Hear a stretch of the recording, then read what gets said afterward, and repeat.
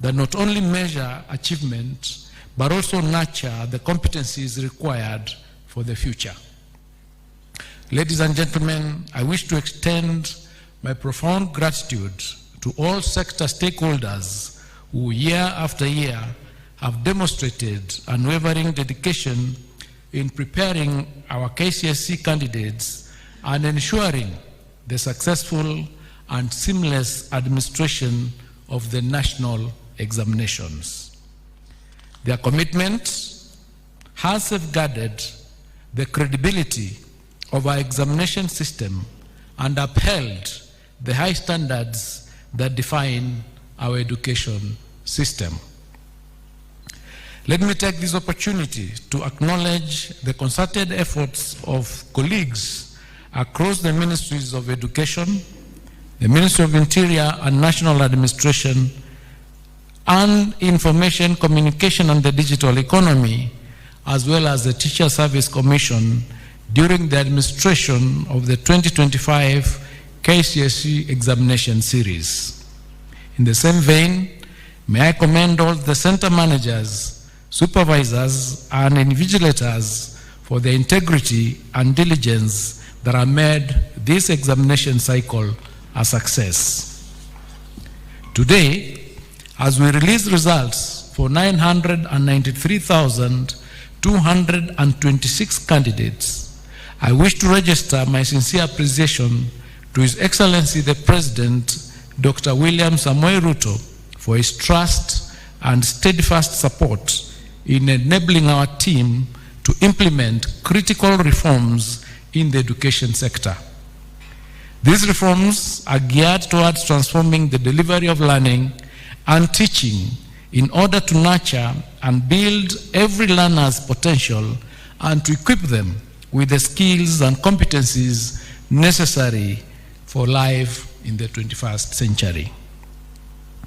Ladies and gentlemen, as we gather here today, the government has employed a record 100,000 teachers since 2023, with 24,000 of these teachers recruited this year.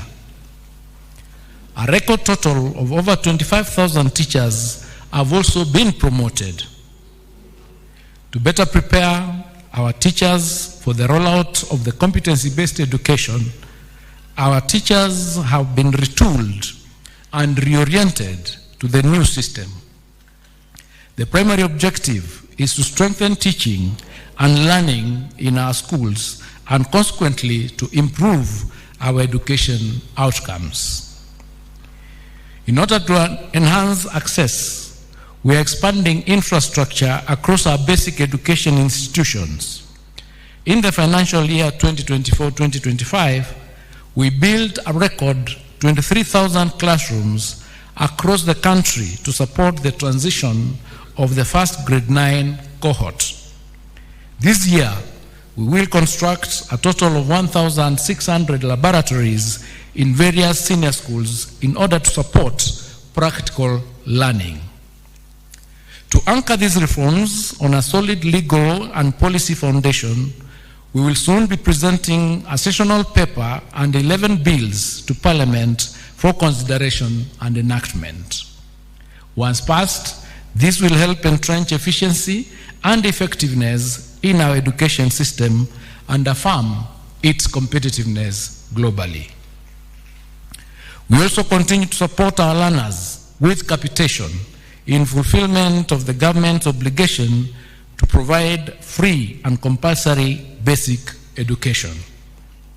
For this school year, for instance, we released the sum of 44.2 billion shillings as capitation for learners in all public basic education institutions ahead of school opening. This is the first time that capitation has been disbursed before schools open. Heads of institutions are expected to ensure prudent use of these public resources for the benefit of learners and to desist from imposing any extra levies or fees upon parents. The candidates whose results we release today are now expected to transit to tertiary institutions, either in universities or TVET institutions. At the tertiary level, we are implementing the student-centered funding model by which the government supports students and trainees by way of scholarships and loans depending on the level of need of each learner. To enhance access and affordability, fees for academic programs in our public universities have also been rationalized by between 15% and 40%, so that the fees for university education programs range from 5,800 to 75,000 per semester, depending on the program of study. I call upon all eligible candidates, therefore, to apply for placement to programs of their choice once the process starts. I now wish to provide an overview of the performance of the 2025 KCSE examinations cohort. Ladies and gentlemen, during the 2025 KCSE examinations, 993,226 candidates sat the examination compared to 962,512 candidates in the year 2024. This represents an increase by 30,714 candidates, which is an increase of 3.19%. Of the 993,226 candidates who sat the 2025 KCSE examinations, 492,012 were male, while 501,214 were female, representing 49.54% and 50.46% of the total candidature, respectively. This is the second year in a row since inception of the KCSE examinations that female candidates are more than male candidates. However, 10 counties had a significant entry of more male than female candidates. These were Garissa, which had 66.24% to 33.76%. Mandera had 65.09% to 34.91%. Wajir had 60.10% to 39.90%. Turkana had 57.67% to 42.33%. Narok had 53.10% to 46.90%. Samburu had 52.43% to 47.57%. Mombasa had 52.08% to 47.92%. Homa Bay had 52% to 48%. Nyamira had 51.9% to 48.03%, and West Pokot had 51% to 48.16%. 14 counties had a significant entry of more female than male candidates. These were Vihiga, which had 55.905% to 44.10%.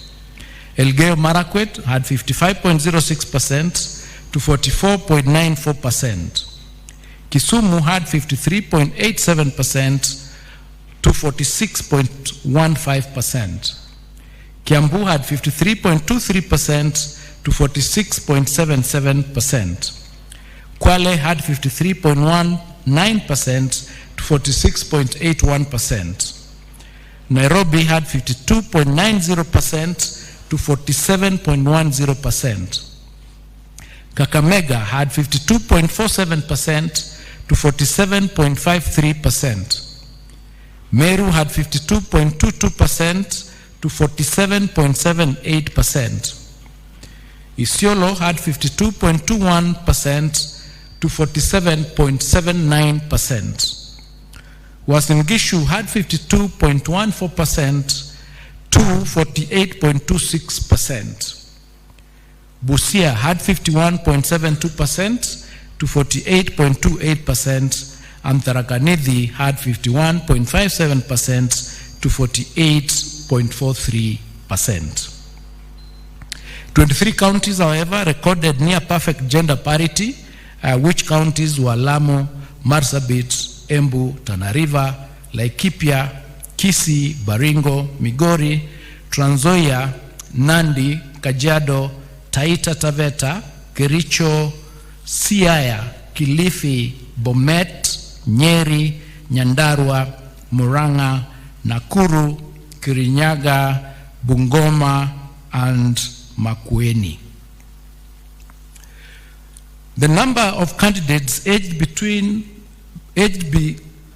16 years and below increased from 20,546, which was 2.13% in the year 2024, to 26.391 or 26,391, which is 2.65% in the year 2025. The highest percentage of candidates registered for 2025 KCSE examinations were within the appropriate age bracket of between 17 and 19 years, constituting 716,048, which is 72.02% of the total candidature. In the year 2025 KCSE examinations, 17 subjects recorded a significant improvement in performance, similar to the number of subjects that recorded significant improvement in 2024. 11 subjects recorded a significant decline in performance in the year 2025 compared to 10 in 2024. Female candidates recorded better mean score performance than male candidates in the following 6 subjects. That is English, Kiswahili, Kenya Sign Language, Home Science, CRE, and Arts and Design. Male candidates recorded better mean score performance than female candidates in 11 subjects, namely Mathematics, Alternatives A and B, Biology, and Biology for the Blind, Chemistry, General Science, History and Government, Geography, IRE, Building and Construction, and Business Studies. The performance of male candidates was comparable to their female counterparts in the following 7 subjects: Physics, Agriculture, Computer Studies, French, German, Arabic, and Music.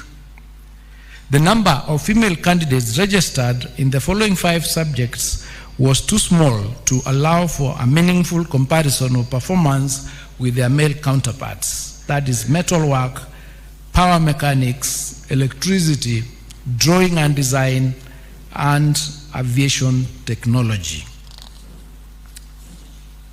As has been the case since 2023, KCSE examination, the 2025 KCSE examination results have been graded using the reviewed grading system, in which the overall grade at KCSE examination considers mathematics the best performing language among English, Swahili, and Kenyan Sign Language, and the best performed 5 subjects. There were 1,932, which is 0.19% candidates who obtained an overall mean grade A plain in the year 2025 KCSE examination. This is an improvement as compared to 1,693, which is 0.18% candidates who scored plain A in 2024. The number of candidates with direct university entry qualifications of mean grade C+ and above was 270,715, which is 27.18% in the year 2025 KCSE examination. This is an improvement compared to 246,391, which was 25.53% in the year 2024.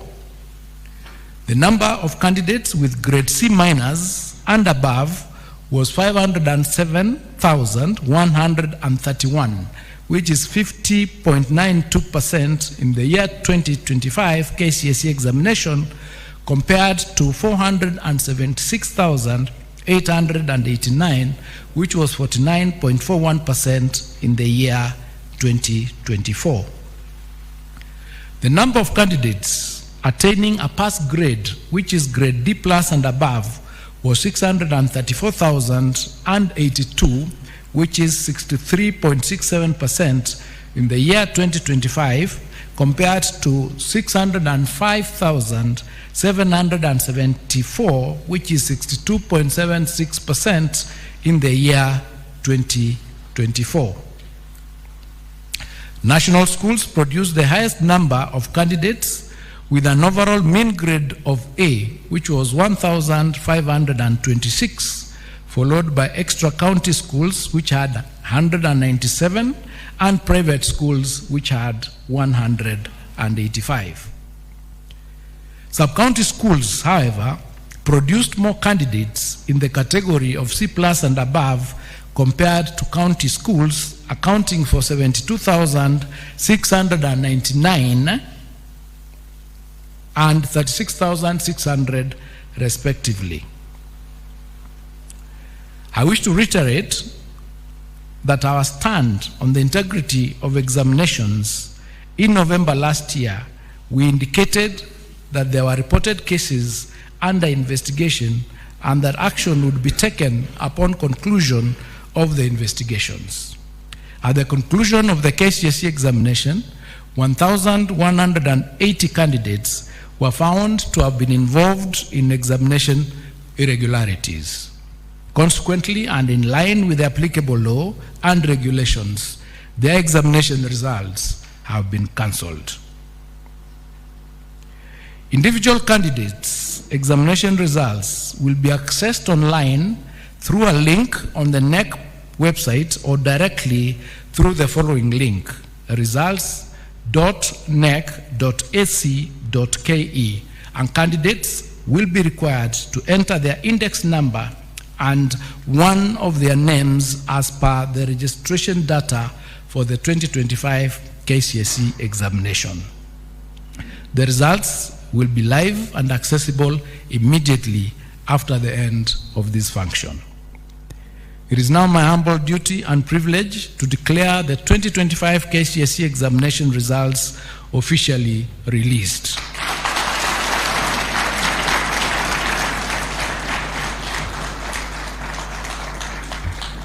I wish all the candidates success in their future endeavors, and to all of you, Happy New Year, thank you, and God bless you.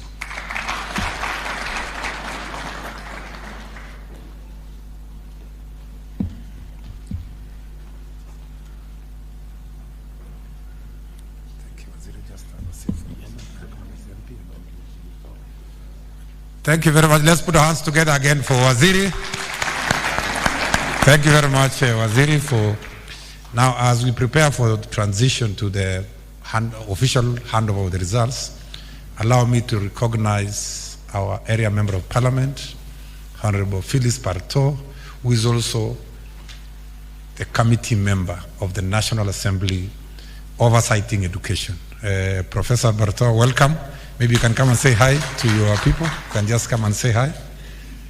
Yeah, for 1 or 2 minutes, and then Waziri now will finalize the remaining part of the program. Karibu, Professor. Thank you, PS. Let me write on the protocol already observed and use this opportunity to welcome all of us to Chebisas High School. Chebisas is the only national school in Moiben constituency, and Buenos Aires, it's a great honor for you to bring the results, the release of results to Moiben constituency this day.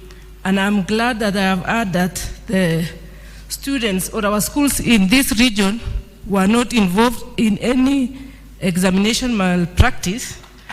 And I want to thank our principals, our teachers, and all those who participated in the examinations. the security, all the way for a very credible exercise. And I'm very proud, as the area member of parliament, I'm very proud of my people of Moiben constituency. I want to take this opportunity also to congratulate all the students in Kenya whose results are being released today, and I want to encourage them that there is no result which is not good. All results are good, and they prepare us for different pathways, so we celebrate ourselves. Even completing high school is an achievement on its own. So I want to congratulate all our students as they prepare their careers henceforth, those who will go to universities, those who will go to TVETs, and those who will pursue different careers in their lives. This is just the beginning, and all will be well.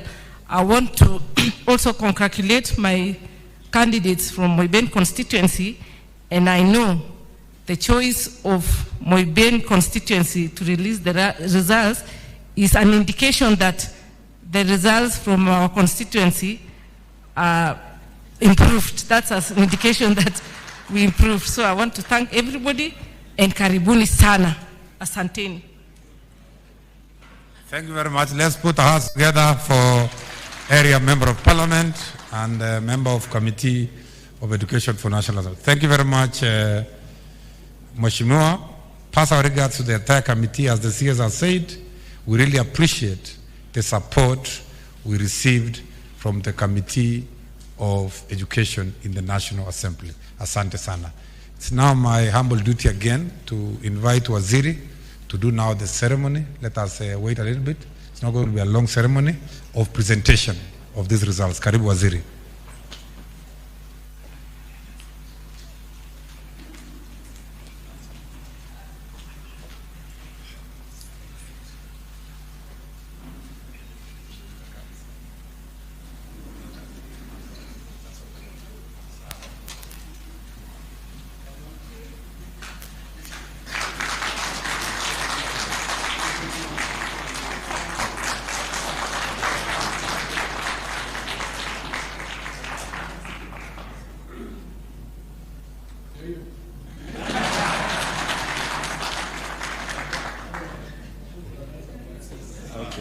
Thank you very much, everyone.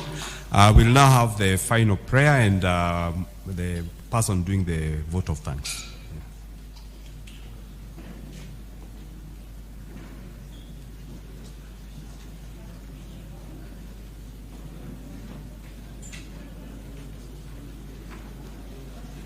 Thank you very much. As it is the order, let us complete with a prayer. And our prayer, before we have the